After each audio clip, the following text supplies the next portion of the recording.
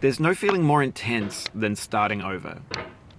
If you deleted your homework the day before it was due, as I have, or if you left your wallet at home and you have to go back after spending an hour in the commute.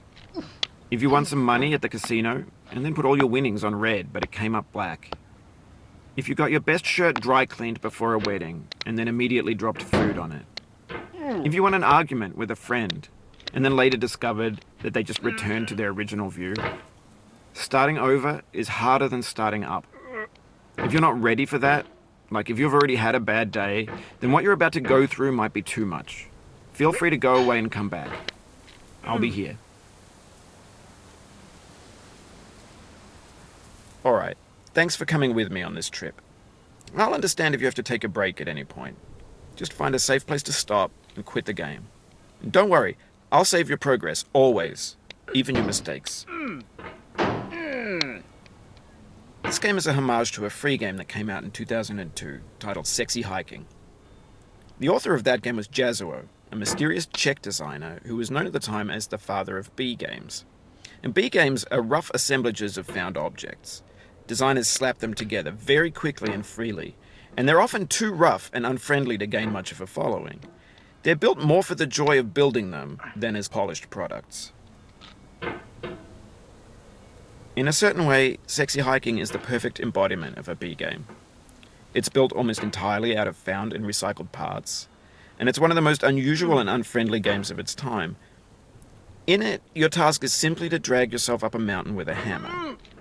And that act of climbing, in the digital world or in real life, has certain essential properties that give the game its flavor. No amount of forward progress is guaranteed. Some cliffs are too sheer or too slippery. And the player is constantly, unremittingly in danger of falling and losing everything. Anyway, when you start Sexy Hiking, you're standing next to this dead tree that blocks the way to the entire rest of the game. It might take you an hour to get over that tree, and a lot of people never got past it. You prod and you poke at it, exploring the limits of your reach and your strength, trying to find a way up and over. And there's a sense of truth in that lack of compromise. Most obstacles in video game worlds are fake. You can be completely confident in your ability to get through them once you have the correct method or the correct equipment or just by spending enough time. In that sense, every pixelated obstacle in Sexy Hiking is real. The obstacles in Sexy Hiking are unyielding, and that makes the game uniquely frustrating. But I'm not sure Jazzuo intended to make a frustrating game. The frustration is just essential to the act of climbing, and it's authentic to the process of building a game about climbing.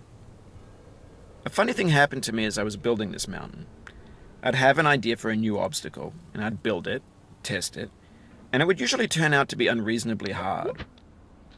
But I couldn't bring myself to make it easier. It already felt like my inability to get past the new obstacle